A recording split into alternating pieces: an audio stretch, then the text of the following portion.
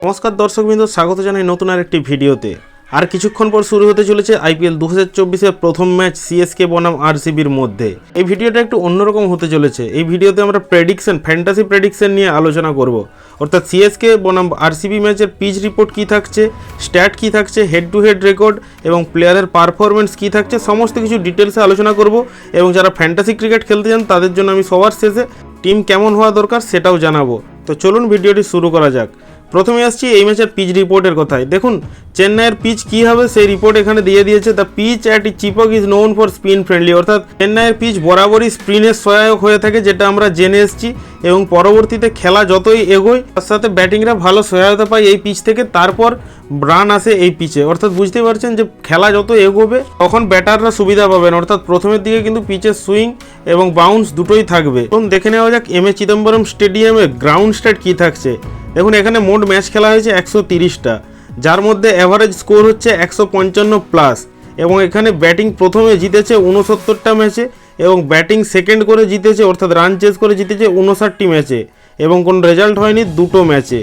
পরবর্তীতে চলুন দেখে নেওয়া যাক স্কোরিং প্যাটার্ন কী আছে এই গ্রাউন্ডের। এই গ্রাউন্ডে 150-এর কম রান হয়েছে 50টি ম্যাচে, 150 থেকে 169 রান হয়েছে 40টি ম্যাচে, 170 থেকে 189 রান হয়েছে 21টি ম্যাচে এবং 190 থেকে উপরে রান হয়েছে 19টি ম্যাচে। অর্থাৎ বুঝতে পারছেন যে একটা অ্যাভারেজ স্কোরিং ম্যাচ হতে চলেছে আজকের ম্যাচ। এরপর চেন্নাইয়ের প্রবাবল 11-এর দিকে নজর রাখলে ঋতুরাজ গাইকোয়াড় এবং রচিন রবীন্দ্র এই দুজনকে ওপেন করতে দেখা যাবে, যেখানে ঋতুরাজ গাইকোয়াড় ক্যাপ্টেন থাকছেন। তারপর ড্যারিয়েল মিচেল 3 নম্বর, 4 নম্বরে শিবম দুবে, 5 নম্বরে মঈন আলী, 6 নম্বরে রবীন্দ্র জাদেজা, 7 নম্বরে এম এস ধোনি, 8 নম্বরে শার্দুল ঠাকুর, 9 নম্বরে মহেশ থিকসানা, 10 নম্বরে দীপক চাহার এবং 11 নম্বরে তুষার দেশপান্ডেকে খেলানো হবে।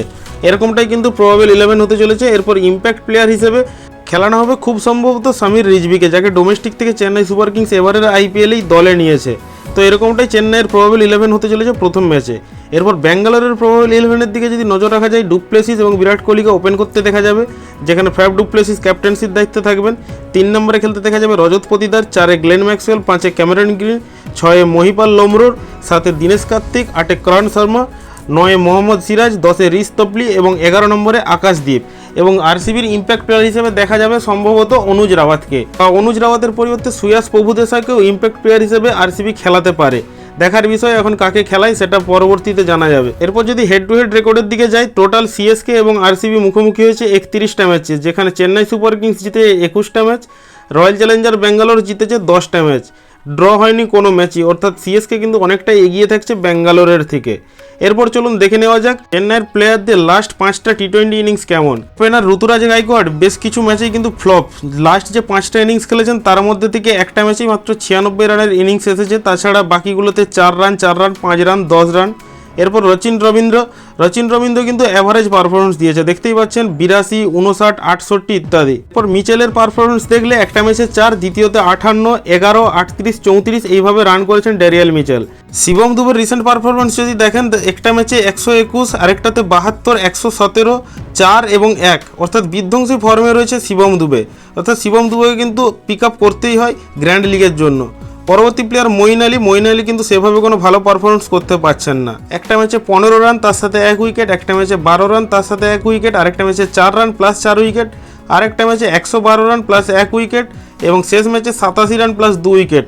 অর্থাৎ রবীন্দ্র জাদেজা কিন্তু গ্র্যান্ড লিগের জন্য একটা দারুণ চয়েস হবে এবং রবীন্দ্র জাদেজাকে ক্যাপ্টেন করা যেতে পারে আজকের ম্যাচে। এর পাশাপাশি শার্দুল ঠাকুর এবং দীপক চাহারের যে রিসেন্ট পারফরমেন্স সেটা আপনারা স্ক্রিনে দেখতেই পাচ্ছেন, মোটামুটি অ্যাভারেজ পারফরমেন্স রয়েছে। এরপর যদি লাস্ট 5টা ইনিংস ব্যাঙ্গালোরের বিরুদ্ধে দেখি, তাহলে ঋতুরাজ গাইকোয়াড়ের কিন্তু সেভাবে কোনো ভালো পারফরমেন্স নেই। মাত্র একটা ইনিংস রয়েছে 38 রানের, তাছাড়া 33, 18, 17, 3। রচিন রবীন্দ্র এখনও পর্যন্ত ব্যাঙ্গালোরের অপোজিটে খেলেনি। ড্যারিয়েল মিচেল একটাই ম্যাচ খেলেছিল রাজস্থান রয়্যালসের হয়ে ব্যাঙ্গালোরের বিরুদ্ধে, যেখানে 16 রান করেছিল এবং কোনো উইকেট পায়নি। পরবর্তী প্লেয়ারের দিকে নজর রাখলে শিবম দুবে লাস্ট 3টে ইনিংসে 52 run, 95 run, 46 run. Moeen Ali 19 run করে একটা উইকেট, 34 রান ব্যাটে করে 2টো উইকেট, 3 রান 0 উইকেট, আরেকটা ম্যাচে 23 রান।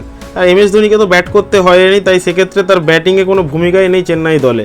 পরবর্তীতে রবীন্দ্র জাদেজা দেখুন 10 রান দিয়ে 0 উইকেট, তারপরের ম্যাচে 3 উইকেট, তারপরের ম্যাচে 0 উইকেট, তারপরের ম্যাচে 62 রান ব্যাটে করে উইকেট নিয়েছেন 3টা। শার্দুল ঠাকুর ব্যাঙ্গালোরের এগেনস্টে কিন্তু ভালো পারফর্ম করেছে। লাস্ট একটা ম্যাচে 68 রান করে 1 উইকেট, 17 রান করে ব্যাটে 1 উইকেট, 2টো উইকেট নিয়েছেন অপর একটা ম্যাচে, 1টা উইকেট নিয়েছেন আরেকটা ম্যাচে, 3টা উইকেট নিয়েছেন আরেকটা ম্যাচে।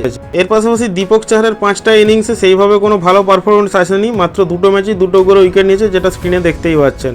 পরবর্তীতে যদি রয়্যাল চ্যালেঞ্জার ব্যাঙ্গালোরের 5টা ইনিংস দেখা যায় প্লেয়ারগুলোর, তাহলে ডুপ্লেসিসের কিন্তু অ্যাভারেজ ইনিংস আছে, অর্থাৎ 55 রান, 57 রান, 50 রান।